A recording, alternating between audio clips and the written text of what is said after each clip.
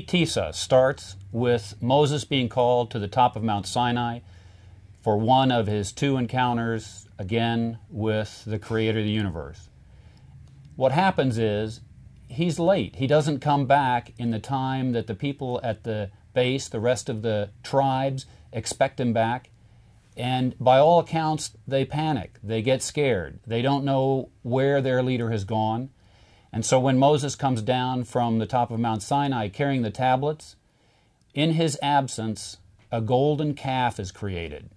Moses comes to the edge of the camp. He calls out, "Who is with me? Who is with God?" The Levites rally to his side, and then he tells them to arm themselves. The Levites identify those people who can't step away from their idolatry. The Levites kill 3,000 Jews in the camp. That's a pretty serious thing, and it's probably one of the very few times when Jews somehow get permission to kill other Jews.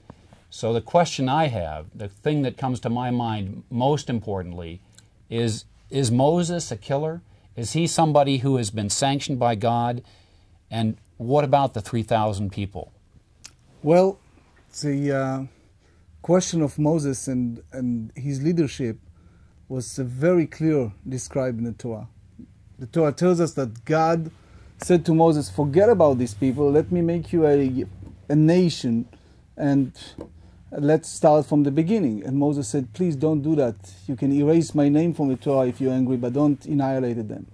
The whole story of tremendous national crisis started with a miscalculation. The people thought that it's a certain time, the Midrash tells us. They thought it's already 40 days that he's supposed to come down, and unfortunately it was not correct. It was a day earlier. So people lost faith, and that's the key.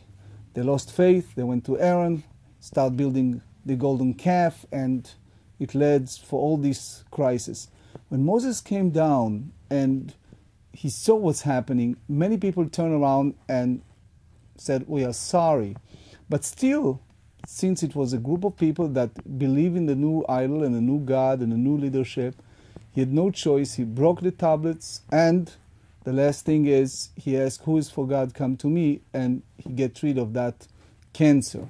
Why I'm using the word cancer? Because a good example I illustrated in my book, Torahtalk. It's a situation that sometimes, in order to save someone's life, you have to cut part of a person's body to save him. I brought a very well-known story in my book as an example. There are certain situations in leadership that you have to cut something, some part of the body in order to survive. Here's the people in the wilderness, is a lack of faith. It's a very big challenge for Moses and Aaron, and you have to do what they have to do. And part of that was a heavy surgery that people pay the price of their lives. Rabbi, does Aaron carry any responsibility? And does he pay a price, perhaps, for his responsibility in the sin of the golden calf? There are opinions either way. There are those who hold an opinion that Moses prayed for him, the Torah said in Deuteronomy, and because he prayed for him, nothing happened. The other school of thought that said that, unfortunately, Aaron lost 2 sons for sudden death. Fire came from heaven and consumed them, which is very hard to comprehend. Some rabbis said that they are intoxicated, etc., but many others hold it was a result of some type of punishment. So it's hard for us to put the judgment, what exactly happened and why, but Aaron admitted that it was a unprecedented situation. He tried to buy time, he tried to wait. He knew that Moses will come, but he afraid that they're going to stone him and kill Hur, his brother-in-law, and then the next is the new leadership. So he buy time and he built the golden calf. He felt bad for that. He confessed, and it's a big question what exactly happened to him, if he gets punished or not, and how. Rabbi, as the story continues, we learn that Moses melts what's left of the golden calf and makes some other people consume it, drink it. How is it that we think some people escaped the wrath of the Levites, but we're still hanging around to get punished in such a way to have to drink molten gold? Well, first and foremost, we shouldn't take it literally in that sense. It was a process of healing. And in the philosophy of healing, things can take place in different ways. There are many ways to interpret the biblical text, not necessarily literally. But the key point here is a national crisis over faith, a national crisis over faith that Moses tried to heal. He demonstrated tremendous strong leadership at that time, and it's an important lesson to our lives that sometimes leaders need to take a very serious stand in order to survive.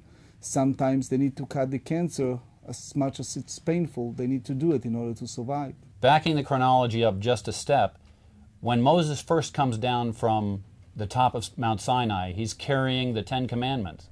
Those are the commandments given to him, made by God, given to him in his own hand, if you will.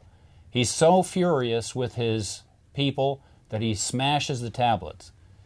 That seems like a pretty serious thing to do. We hear about Moses getting into trouble because he struck a rock with his rod instead of speaking to it, and now he's got the 10 Commandments and he smashes them. Shouldn't he get into trouble for that? In the position of leadership, many times you get frustration of a certain behavior of your people or your flock.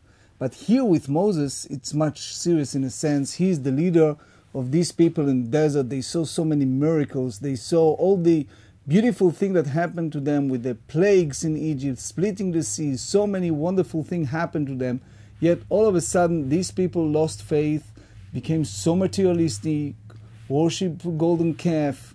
He just couldn't believe that these people, in a way, are capable and deserve to be spiritual in a level of receiving the Torah. He felt that these people are basically turned around the way that they are back in Egypt, and therefore they not deserve to receive this Torah. And as act of that, he smashed it to express not just to himself, to everyone else, how bad is this type of behavior. It can lead us to much more thinking of all the golden calf in application to our days. Well, we know that Moses felt the need to isolate himself for an additional 40 days. He goes back up to the top of the mountain, communes more with God, and in that process, of course, comes down with another set of commandments that he brings down to the tribes. How does this relate to today? How is this meaningful for me today? Well, first and foremost, the rabbis tell us that golden calf in nowadays is money. You don't need to go further. If you watch American Greed on Saturday night, you see a lot of example of that. There are too many people, unfortunately, that the motivation of greed lead them to really worshiping the golden calf of money.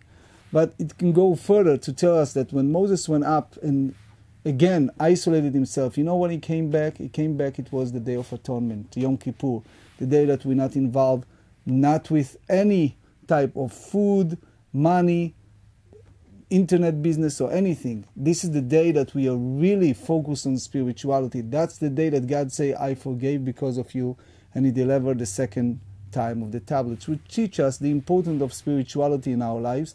The important, in one hand, it's good to have some asset and some money and use it properly, but by the same token, not to reach a point of worshiping the golden calf, which is so badly for so many people in nowadays.